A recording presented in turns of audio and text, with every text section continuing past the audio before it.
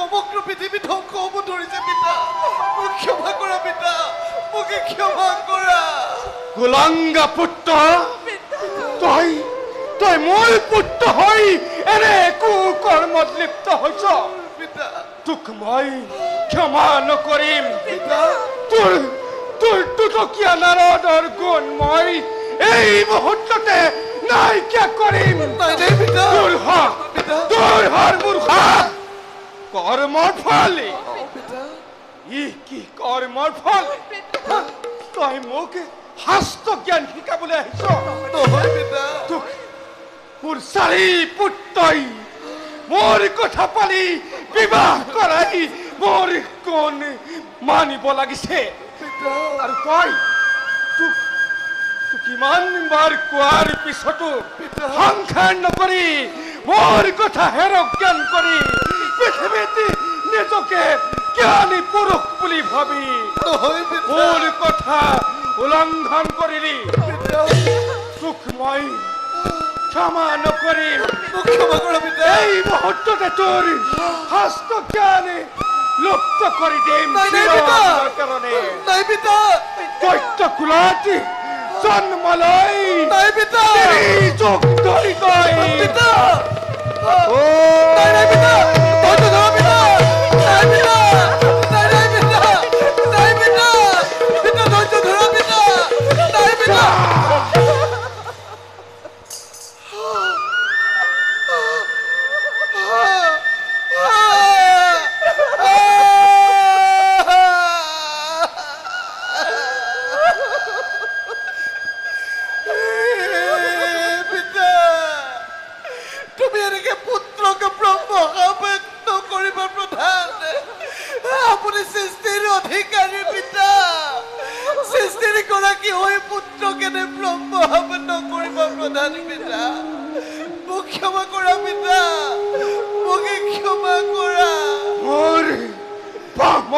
নহয় কদাপি খণ্ডনে দূৰ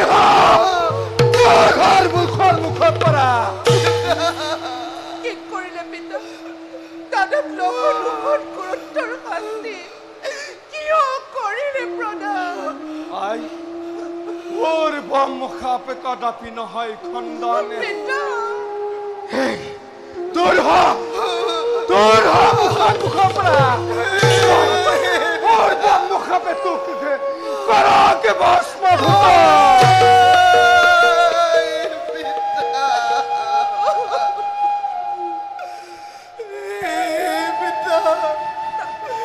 তুমি মোৰ হাজাৰ হাজাৰ তপস্যা সাধনৰ ফল পিতা নিমিষতে ধূলি চাতি কৰি দিলা পিতা হে প্ৰভু নাৰায়ণ হে ভোলানাথ এবাৰ দৰ্শন কৰিছো আহি কিদৰে পিতাই পুত্ৰকে ব্ৰহ্ম কৰিছে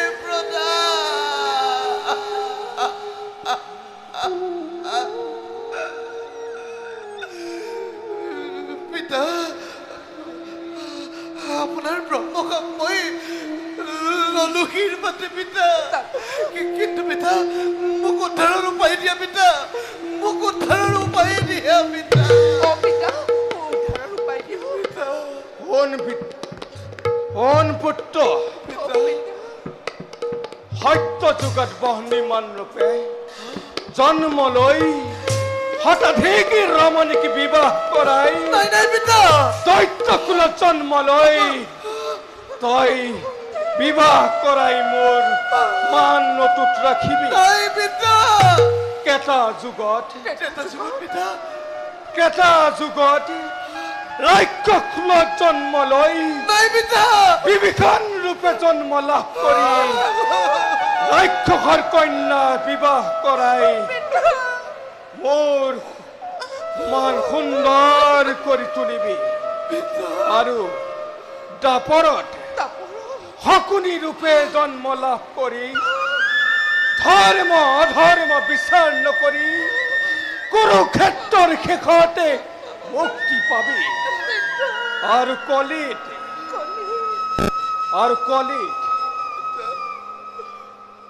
হাজাৰ হাজাৰ যুগ তপস্যা কৰি পুনৰ শাস্ত্ৰ জ্ঞানে লাভ কৰিব পাৰিবি। শুনি সন্তোষ পালো পিতা।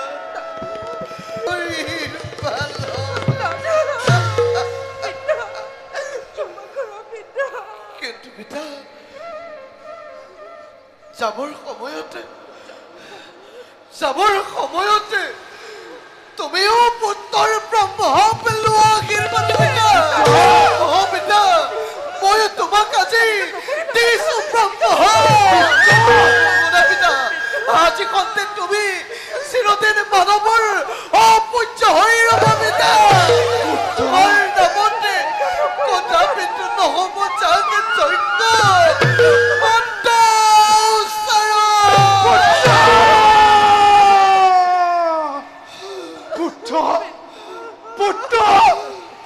পুত্ৰ কিয় কৰিলি এনে পকা প্ৰদান? পুত্ৰ মই কৰ্ম দুখত ময়ো আজি হলো।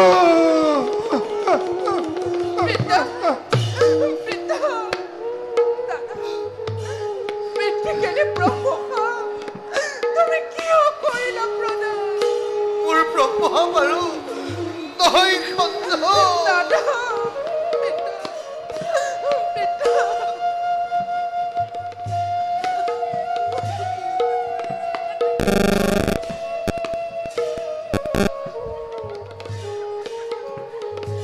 প্ৰজাপতি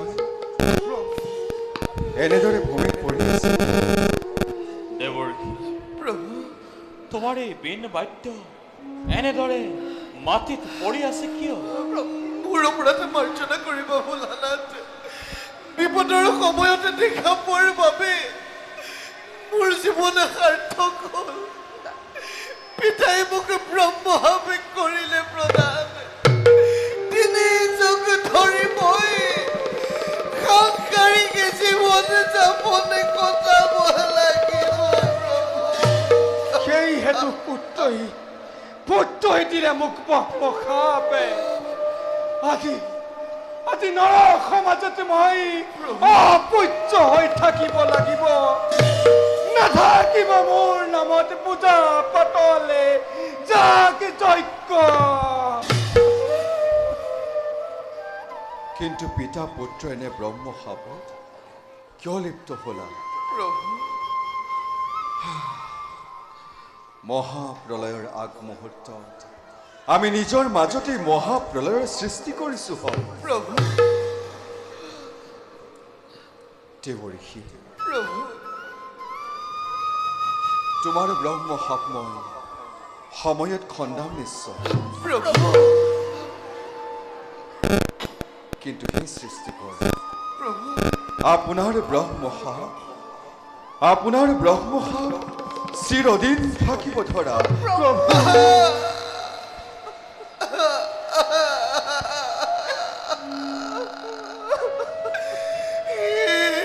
প্ৰভু মোৰ অপৰাধ মাৰ্জনা কৰিব। প্ৰভু মোৰ অপৰাধ মাৰ্জনা কৰিবা।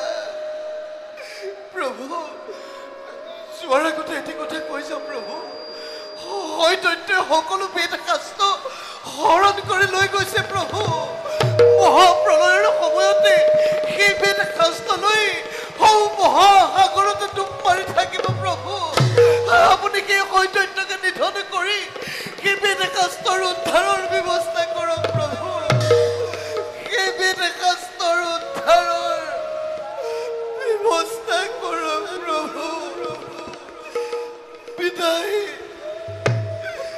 বিদায় মাগিছো। প্ৰভু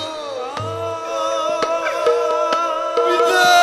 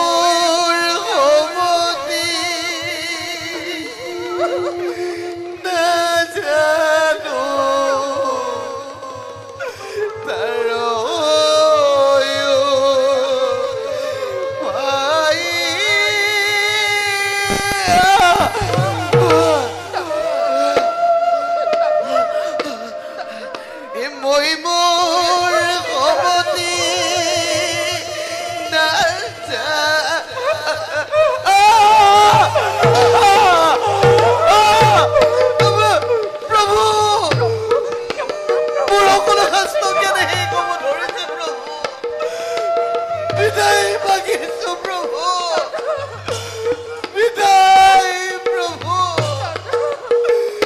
বিদায়,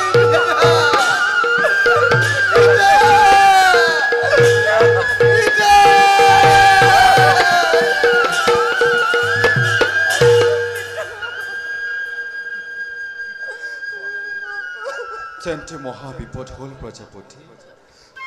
কি হয় দৈত্যই চাৰিবিধ হৰণ কৰি নিলে? প্ৰভু, মই আজি আপোনাৰ আদেশ পালন কৰিব নোৱাৰিলো। মই অজ্ঞানিতত পৰিণত হৈছো প্ৰভু। হোৱাৰ ঘটনা হৈ গ'ল, তাৰ কাৰণে চিন্তা কৰিব নালাগে। আজি আমাৰ মাজত ভাজ্যা লক্ষ্মী নাই, কিন্তু দেৱী সৰস্বতী এতিয়াও আমাৰ মাজত আছে। প্ৰভু, মই বৰ অনুতপ্ত, মোৰ দুখ ক্ষমা কৰক প্ৰভু। নহয় দেৱী, ইয়াত দুখ কাৰো নাই, সকলো ভাগ্যৰ লিখন।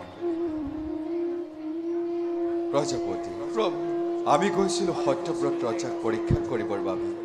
পিতা পুত্ৰৰ কন্দন শুনি এই স্থান পালোহি। হোৱাৰ ঘটনা হৈ গ'ল, তাৰ বাবে চিন্তান্বিত নহ'ব।